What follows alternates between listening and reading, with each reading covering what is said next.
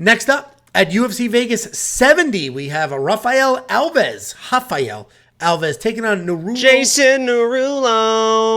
Aliev. Rafael Alves is 20-11 overall. He's 3-2 in his last 5. He is coming off that loss to Drew Dober. Nurullo Aliev is 8-0 overall, undefeated in his career, coming off the stoppage win in his Contender Series fight. Before I do my breakdown, Jacob, pull up that clip of the Rafael Alves Drew Dober punch. You always have that ready to go. Oh, because it's always I'll talk while you pull it up.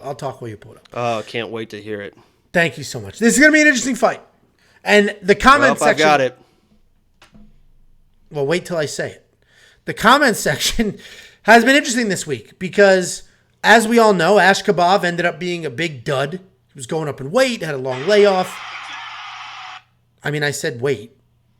He ended up being a dud. And a lot of people now think all UFC newcomers are duds. I don't think that Nurullo Aliev is going to be a dud. People call him Baby Khabib. He's not Khabib. He's not Khabib. Similar style. He'll just come forward, wrestle nonstop. He actually kind of looks like the dude. But he's not at that level, right? His wrestling isn't as good. His cardio isn't as good. He's not as relentless. But he will come forward. He does have a high wrestling pressure style. Decent striking, right? He's a little light on his feet. He'll pump his jab, and then he'll work the takedowns.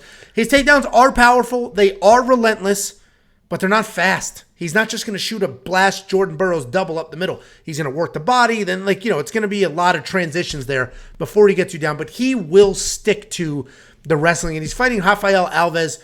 This dude is exciting. He comes out every fight looking for a finish. He's flashy. He's got speed. He's got power. He is a finisher.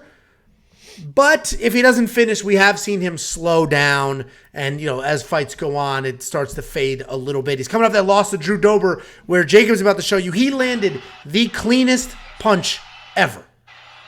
Boom. Did you see how clean that left hook was? Boom. Drew Dober did not care, didn't move. Okay. That exact same punch lands on anybody else, almost in any other weight class. And that's a very different outcome. Not me. I don't think that would work against Aliev because I think Aliev's just going to duck underneath and shoot. I like Aliev here. I think minus 210 is still reasonable, and he's all the way down to minus 179. So the line has moved down a little bit. I get it. I think some people have some worries after last week's UFC debut bust. I think people recognize that Rafael Alves is tough, but I think this is going to look like the Rafael Alves Damir Ismagulov fight where Alves was just sort of dominated with the wrestling.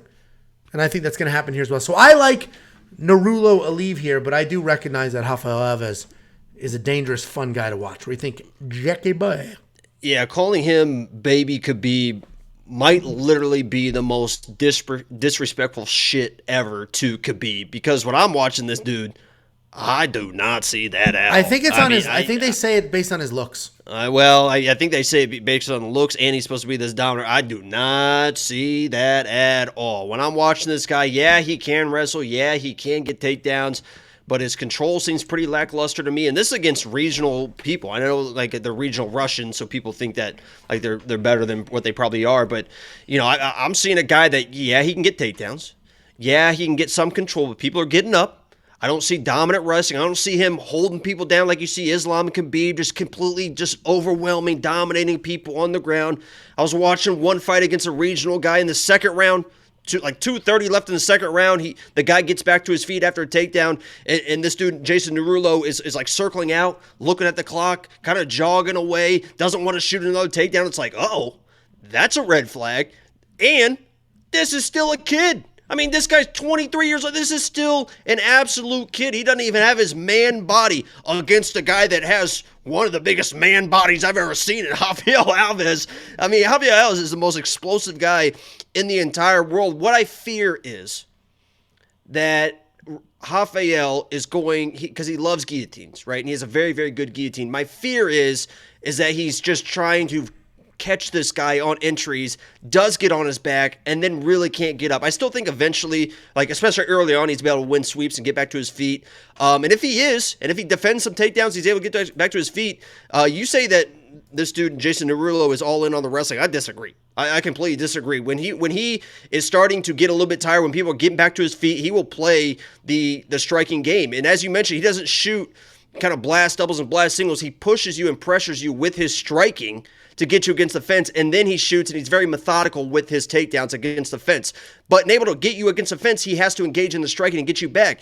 If you're engaging in the striking with Alves, he's not going to fucking back up. I mean, he's going to stand his ground and do what we just saw with Drew Dober. Those shots are going to be the crazy, powerful shots.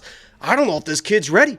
I literally have no idea if this kid's ready for what. I mean, this is almost a buzzsaw. UFC debut against a guy like Rafael Alves, it's an absolute. If he comes in and makes it look easy, I will be very, very impressed. With that said, I'm literally going to go against my own gut and just trust what everyone else is saying, and I'm going to pick Nurullo, but I'll be damned if I'm not finding something inside the distance for Rafael. I have something for premium members, and I think it's a fantastic bet, but I'm going to go with Nurullo because everyone's telling me that he's going to dominate, but, fuck, man. I don't see it. I literally don't see it at all. I don't see it at all. Well, then why would you go against your gut? Just make your pick Rafael Alves. No, I mean, everyone says it's Nurullo, so okay. No blood on my hands. Is. Not real my beta pick. move. Real beta move that is. Real beta move. This is just so how typical Jacob is this? You want to bet? I have bets on Nurullo, so I have already done that. I'm not going to go with the crowd. I'm an adult man who makes his own decisions. $7,400, you going to spend that in DraftKings since you think he wins? If he wins, I have to imagine you will. You think he wins? I think we just talked about that. My pick was Nurullo, so that would make any sense. Oh, but he's going to score a lot if he does. But like I said, if he wasn't, and this is almost what we'll talk about with Brendan Allen as well. If he wasn't so good in his jiu-jitsu and especially his guillotine, I think I'd feel better about picking him. But I just feel like he's going to default to that thinking, and maybe he could get it. I mean, he might pull it off, but I just hate when people have such a good guillotine against such good wrestlers because, I mean, if you guys watch the live streams, every time somebody pulls a guillotine on a live stream, I'm like, you fucking idiot. Stop pulling fucking guillotines. I hate it. It's the worst move ever. It's such a bailout move, man. I hate when people go against their gut. That's a bailout move. I think this, but everybody says that. That's a bailout move. I'm going to go with the crowd. Talking about bailout moves. What an absolute. This is your king. This is the king of the basement, people. This is him. Wow. Well, everybody said, so I'm going to do the same. Absolute beta. Anyway, so no to the DraftKings. And I agree with you with the guillotine nonsense. 100%. It's absurd. Nobody gets them. Not nowadays. Not like that. Except very rare. Unless somebody's hurt or desperate. If they're tired or if they're desperate, that's when people get it. Like if you sting somebody and then they take a bad shot, guillotine will be there. But when somebody's just taking a clean shot, get the fuck off the neck and defend the takedown like a man. Jesus. The only people getting guillotines is when side kebab there. That's a nasty guillotine. Yeah, that's a nasty guillotine. And that dude got. I can't believe he got cut. Saeed Yokub. I didn't watch his thing. He's like going on this podcast to tell the whole story, which means it was a money negotiation. And he was on the wrong side of it. Yeah. Like they didn't just cut him. His contract was up. I'm sure they offered him something. He didn't like it. They went back and forth and they're like, all right, well then goodbye. And Jacob's a bailout, but so is Angelo with that 250 bet. That's for sure. I literally made the bet. I didn't go against my gut. I didn't quadruple down on something. My gut was she's going to win. I'm willing to put money behind it. And that was it. So no, I didn't go against my gut. You did. People have spoken. It's an absolute clown show. I mean, the line movement, this is another one. We're going to track. This is just slight movement. This is not a lot of movement. It's just slight movement.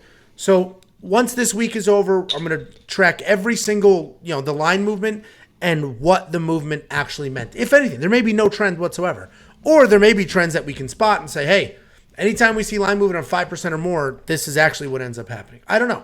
We'll track it long term. We'll keep you guys updated. We'll go from there. We'll probably add some sort of analysis for premium members next to the chart. So premium members, you have full access to the line movement tracker, full access to the DraftKings optimizer, full access to all of our bets, all of our picks, the fantasy cheat sheets, literally everything. We have comprehensive breakdowns for FanDuel, DraftKings, Prize Picks, Underdog Fantasy, literally everything you could ever imagine. There is not a single person out there with a Patreon, with a premium, with a tout service that has anything near what we have, and they definitely aren't doing it for $10.